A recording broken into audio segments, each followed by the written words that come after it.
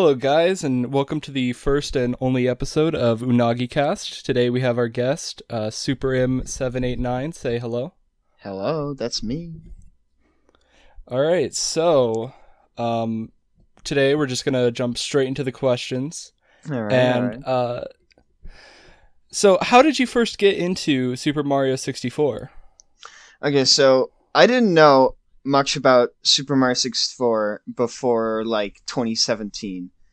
When I was fucking 10 years old, I'd watch SMG4 every once in a while. Luckily, I grew out of that.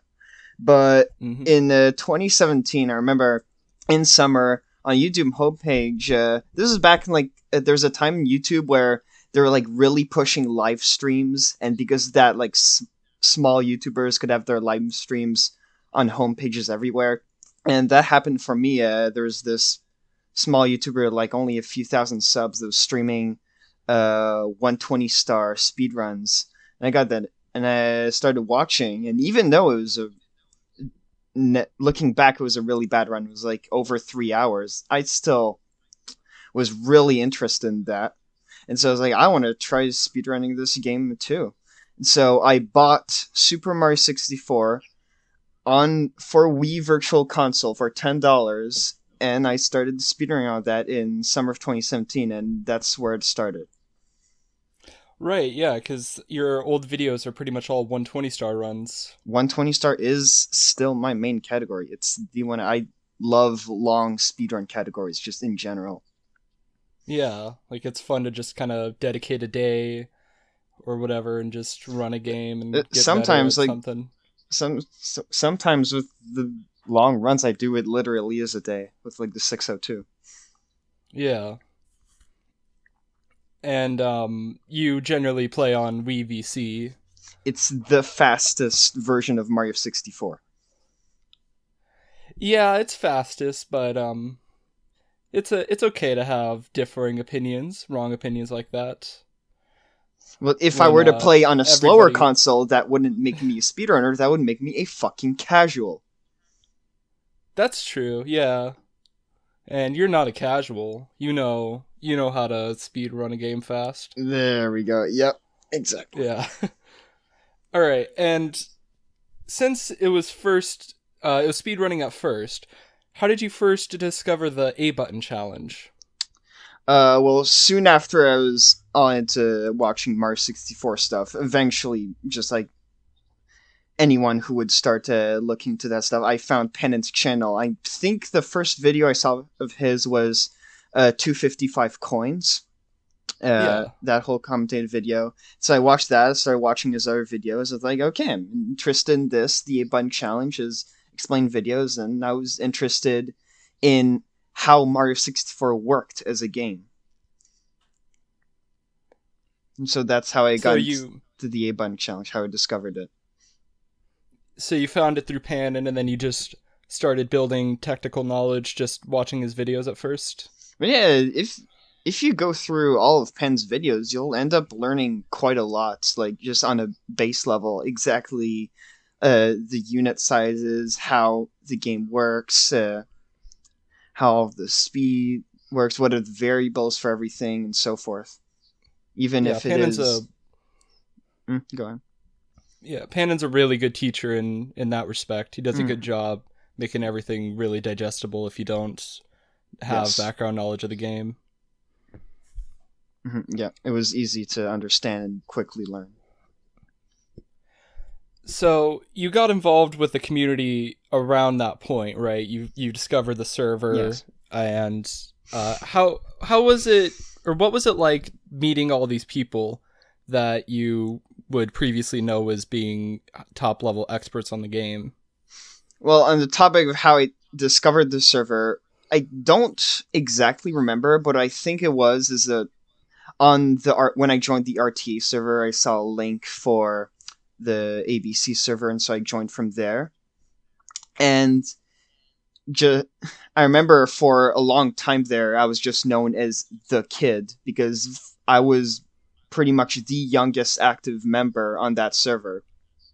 And what really got me to know everyone and to build deeper connections was game night, because this was around really the beginning of game night when it was still in Discord friend groups every week, and there were only 10 people at a time, and I managed to get a spot it, and I would play as much as I could, and that's how I got to see how everybody's personalities were and how just interesting of a person Pannen is.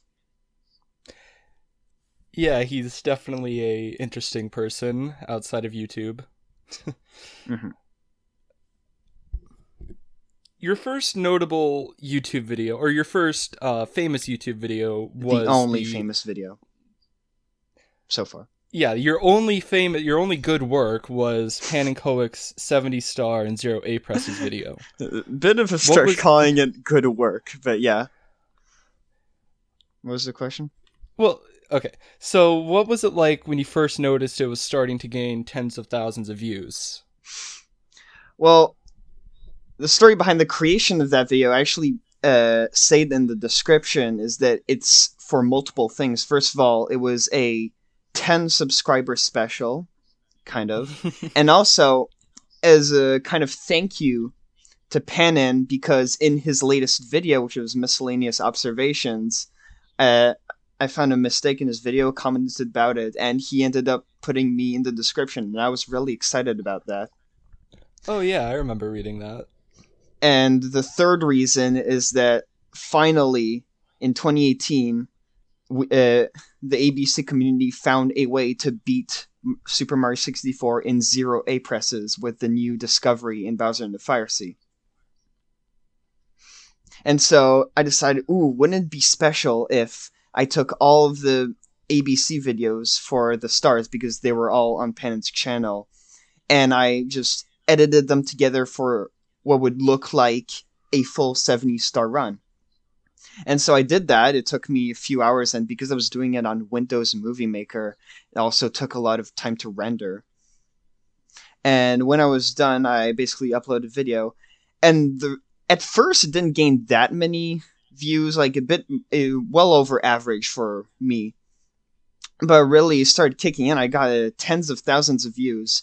And the reason for that is I think it's just because it's the only video of its kind. If you want to go see what a 70-star 0 A press run would look like, my video is currently the best there is for that on YouTube. Yeah, and the main 70-star ABC TAS is still stuck in Bowser in the Fire Sea, but well, that's because they're hipsters and don't want to use the cool 3-day technique. Yeah, the Wii VC superiority that has already beaten the game in 0 A presses. But there's been nearly 5 years ago. Yeah, there's been some major progress with that, apparently. Just today, even. We'll see when it gets there.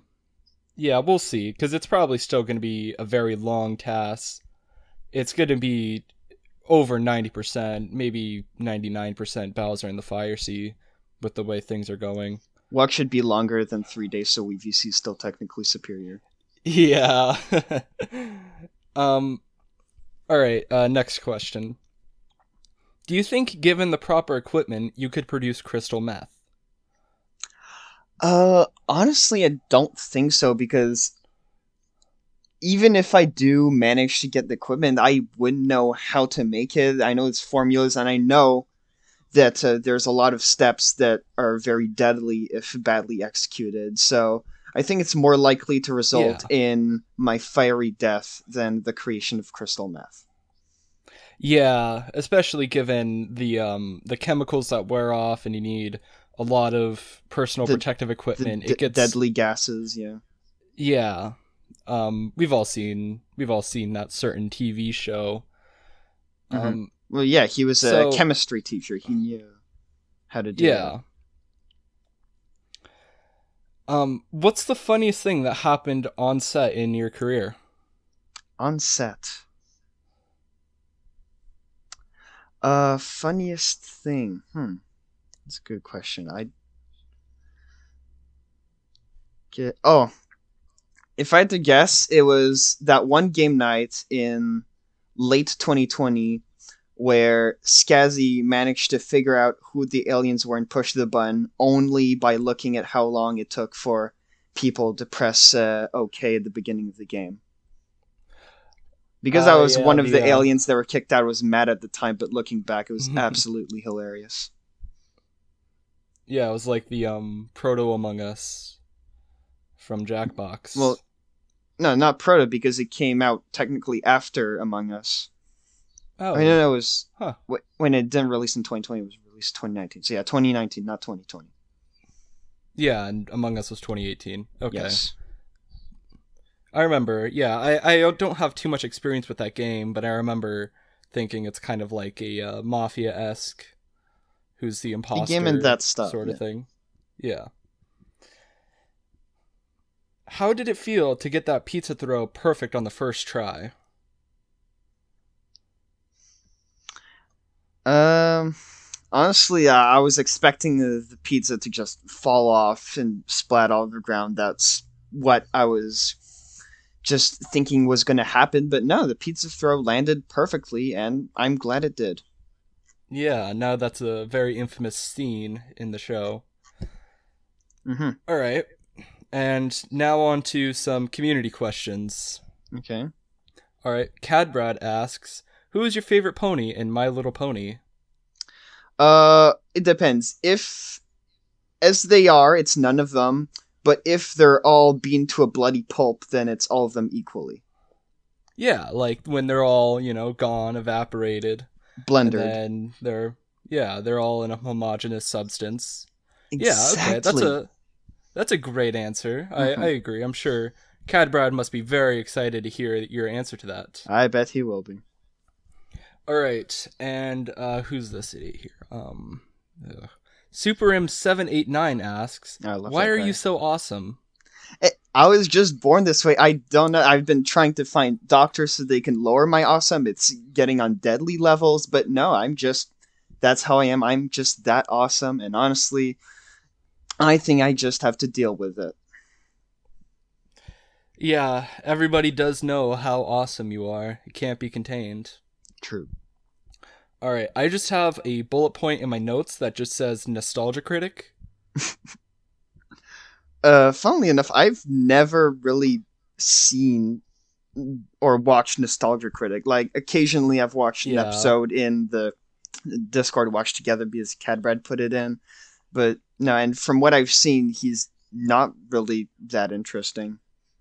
he's a bit of an old YouTuber. Well, A lot like of his stuff I've seen most of isn't. Angry Video Game Nerds episodes, and that is I find interesting, but not Nostalgia Critic, even though it's the same era of YouTube slash the internet. Yeah, I'm actually the same way. I watched Angry Video Game Nerd when I was younger, probably much younger than I should have been, but Well, I Nostalgia Critic didn't. never clicked for me. Yeah, I didn't watch So, Angry Video Game Nerd when I was young. It was only like way later. I hmm. watched all of his videos like a decade after they came out. Okay, that makes sense. And that's it for the questions listed. Do you have anything in particular that you want to talk about or generally say to the audience? Uh, I only have one comment to add, and that is that Latias is the best Pokemon.